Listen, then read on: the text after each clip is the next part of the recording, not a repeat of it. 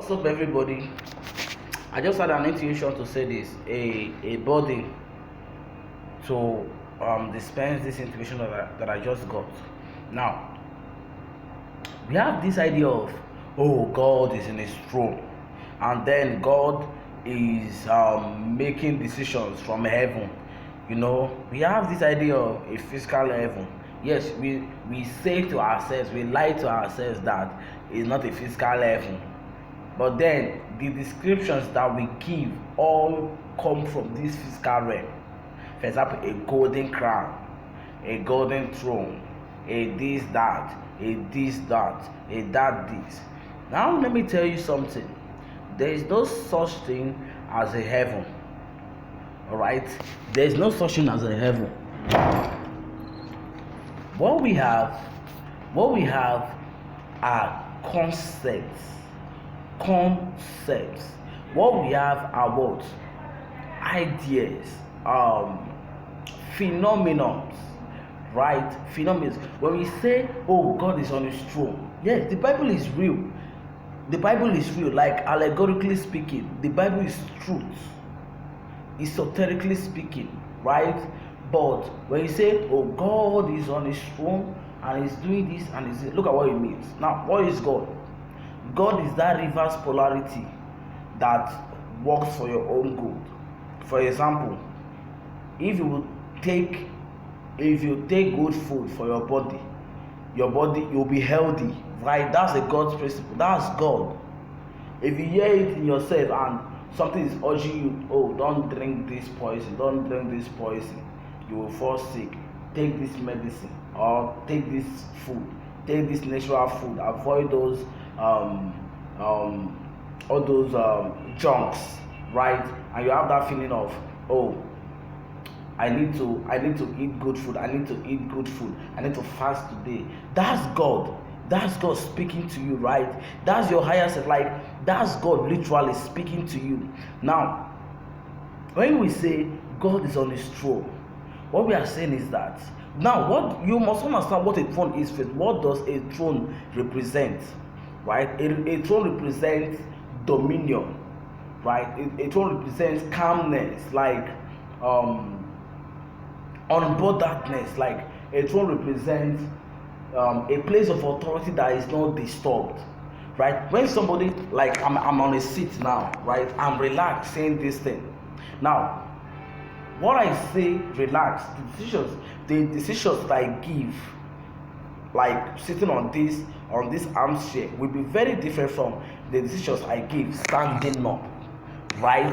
Now, when you are sitting down, it connotes or it symbolizes that sense of calmness yet domineering, right? That sense of relaxation.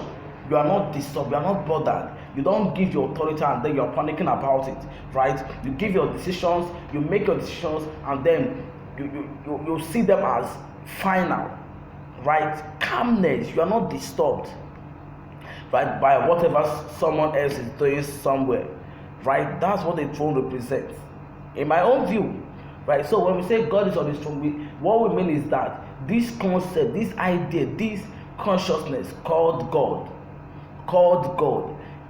every instruction. Now, where is the instructions of God? In nature, in the universe, right? God is the universe is God. You must understand that too. Now, where is the instructions of, remember, the word of God is God, right? Now, when we say God is the universe and the universe is God, what we are saying is that the word of God is God and God is the word. Do you understand? This is all connected, right? Now, what is the word of God? Nature is the word of God. The laws of the universe, that is the word of God, right? Principles, anything that goes on must surely come down, that is the word of God, right? The universal laws, that is the word of God. There is no two words about it, right?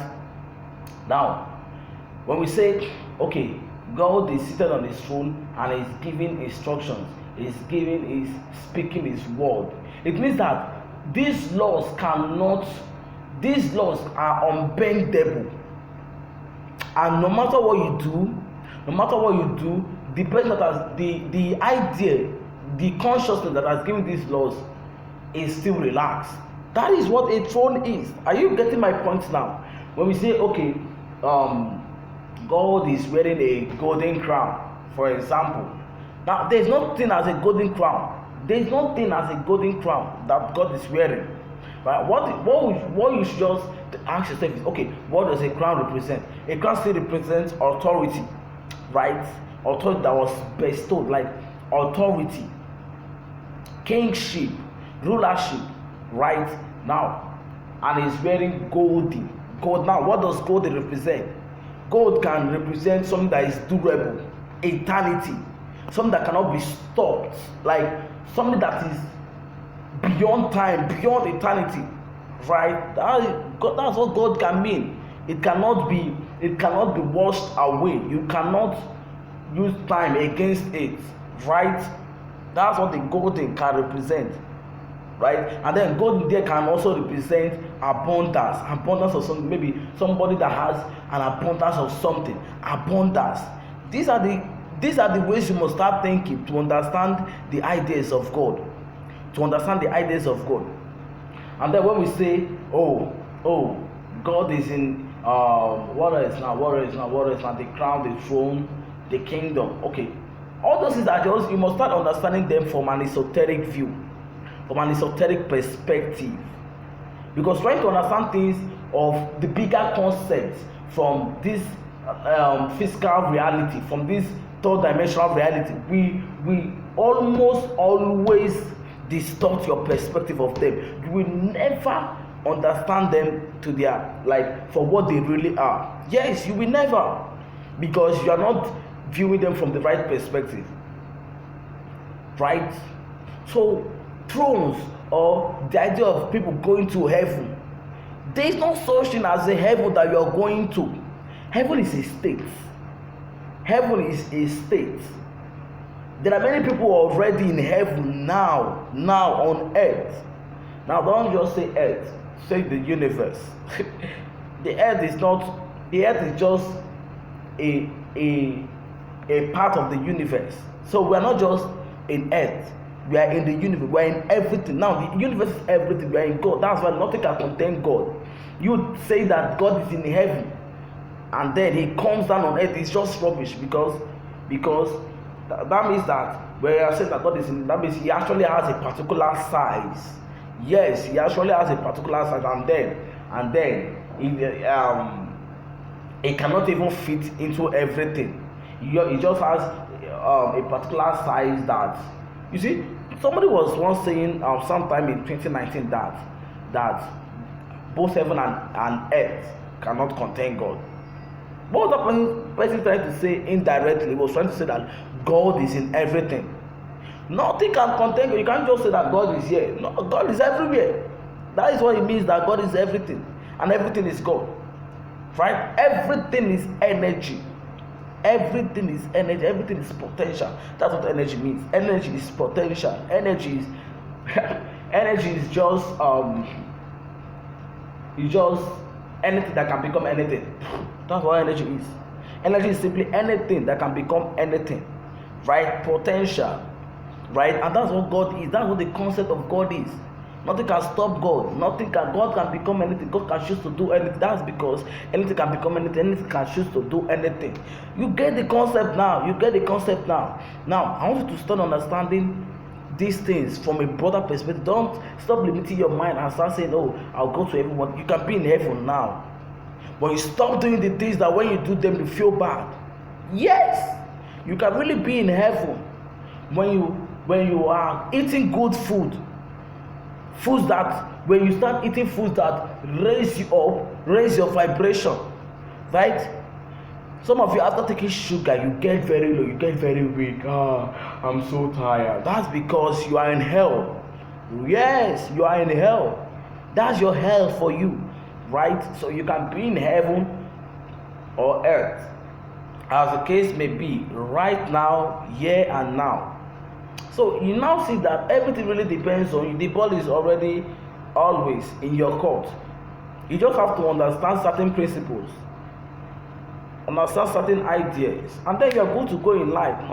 As I am now, nothing can stop me no more. Nothing has the potential enough to stop me. Not just because they really don't have the potential. Yes, they do. They do have the potential to stop me, but I'm the one aware here. I'm the one conscious. I'm the one with the knowledge here. Right? So just being conscious, you must understand that just being conscious alone of something can create that reality for you if you work towards it. You get the point now.